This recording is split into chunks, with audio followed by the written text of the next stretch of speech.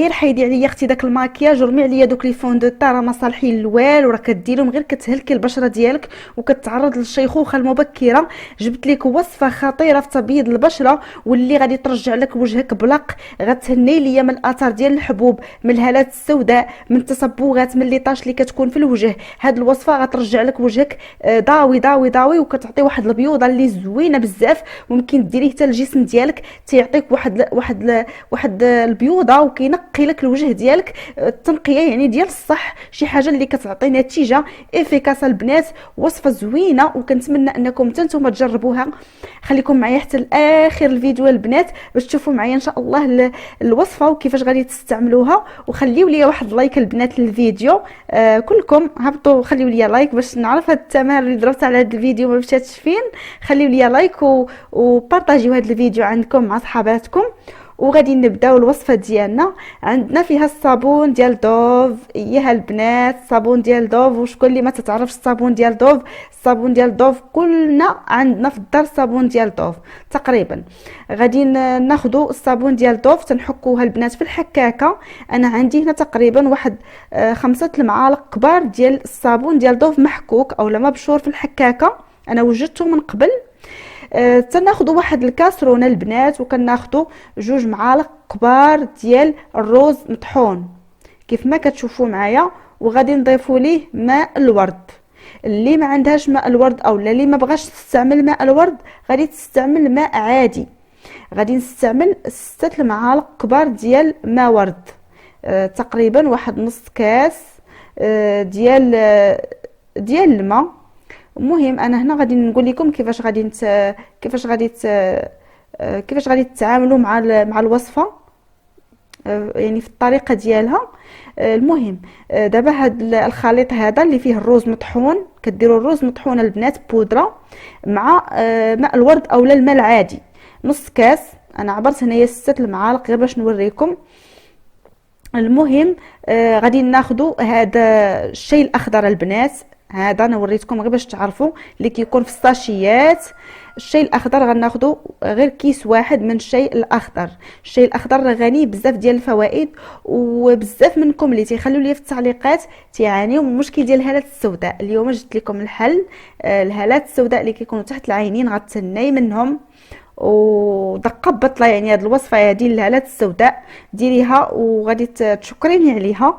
المهم دابا غندي هذا الخليط البنات على النار، نار مهيله. غنبقى نحرك نحرك نحرك حتى داك الخليط يعقد ليا وداك يبان لكم تغير ليه اللون ديالو. يعني داك هاد الاكياس ديال الشاي الاخضر يطلقوا في هاد الخليط. هانتوما كي كتشوفوا معايا راه كيطلقوا داك اللون ديالهم.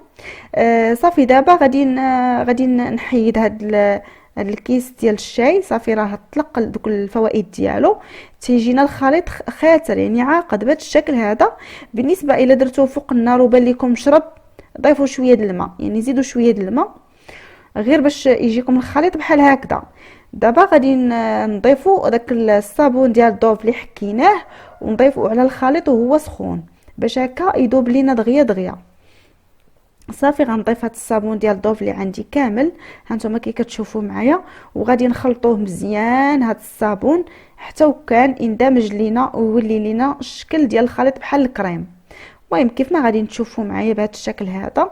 فانا كندير لكم جميع المراحل يعني باش تشوفوا معايا الوصفه كامله. بالنسبه للبنات جدادات اللي اول مره تيدخلوا القناه ديالي كنقول لكم مرحبا والف مرحبا. فإلا عجبكم المحتوى من طبيعه الحال ما تنسوش تنضموا للعائله ديالنا وفعلوا زر الجرس هكذا باش يوصلكم دائما كل جديد ان شاء الله.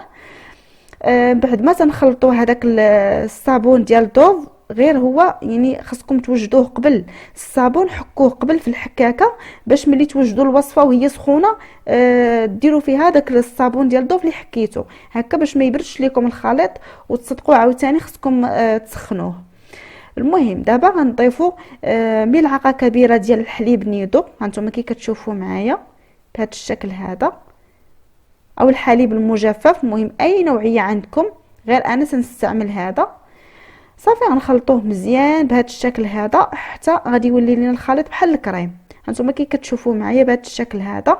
بالنسبه للروز البنات راه كيصفي الوجه، تينقي الوجه من لي طاش، من اي حاجه عندك في وجهك. الروز راه زوين بزاف البنات، وحتى انه مزيان يعني كيحارب لينا علامات التقدم في السن اللي هي التجاعيد المبكره. دابا غادي نضيف تقريبا 2 معالق صغار ديال نشا الذره اولا زهره الذره بهذا الشكل هذا، وغنخلطوا الكريم ديالنا مزيان. وحنا تنضيفوا في المكونات وحنا كنخلطوا، ودوك يعني الصابون اللي حكيناه راه تي مع نتوما كتخلطوه هو يعني كينسجم لكم مع الوصفه حتى يعني كيذوب وتيتخلط لكم مع هذا الخليط هذا. هانتوما بهذه الطريقه هذه كيف ما كتشوفوا معايا. هنا البنات غادي نضيفوا اضافات لترطيب البشره. بالنسبه للبنات اللي عندهم الوجه ديالهم او البشره ديالهم ناشفه بزاف، يعني ناشفه وكتقشر في هذا البرد هذا، حاولوا تبعدوا على تغسلوا وجهكم بالصابون، خصوصا البنات الصابون اللي كيكون فيه الريحه بزاف بلا ما نذكر يعني الاسماء، هذا كيكون كيأثر على الوجه وكيتقشر. المهم غادي نضيف دابا زبده الشيا، هذه اللي شريت انا يعني اللي عندي متوفره ليا. هذه البنات زيت وزبده الشيا صراحه زوينه. مهم نتوما غتاخذوا اي نوعيه، غير خذوا من عند الافارقه كيبيعوا ديك زبده الشيا اولا لو بور دو كاريتي كيبيعوها، كتكون بجوده. غادي نضيفوا تقريبا واحد الملعقه صغيره عامره، وغنخلطوا الخليط بهذا الشكل هذا حتى يتخلط لينا مزيان بهذا الشكل البنات. هنا كيف ما قلت لكم البنات اللي عندهم الوجه ديالهم ناشف وناشف لهم بزاف والبشره ديالهم كتقشر، ممكن تعوضي هاد زبده الشيا. الا ما عندكش عوضيها بالعسل اولا عوضيها بزيت الجليسيرين، حتى هو راه مزيان بزاف لترطيب البشره. وبالنسبه اللي ما عندهاش هادو كاملين، يعني ما عندهاش العسل، ما عندهاش زبده الشيا، وما عندهاش الزيت ديال الجليسيرين، ممكن تعوضوه بزيت جوز الهند، حتى هو راه زوين البنات. صافي هذا هو الكريم ديالنا هانتوما كي كتشوفوا معايا. وممكن يعني تضيفوا هنايا الفيتامين اي، ممكن تضيفي زيت الارغان الا عندك او اي زيت عندك ماشي مشكل. هذا هو الكريم ديالنا. كديروها البنات في الثلاجه، كتحتفظوا به في الثلاجه في شي حاجه مسدوده، يعني بحال شي كريم ولا هذا مسدود، وكتبقاو تطبقوه ماسك على الوجه ديالكم 15 دقيقه صافي. وكتغسلي الوجه ديالك كديريه بشكل يومي. نسي عليا اختي دوك الهالات السوداء، ونسي عليا لي طاش في الوجه، ونسي عليا تصبغات واي حاجه، وجهك غادي يولي كيضوي كيشعل شعيل. غديري لي هاد الوصفه هذه وتفكريني ورجعي عندي قولي لي النتيجه اللي عطاتك هاد الوصفه او هاد الكريم.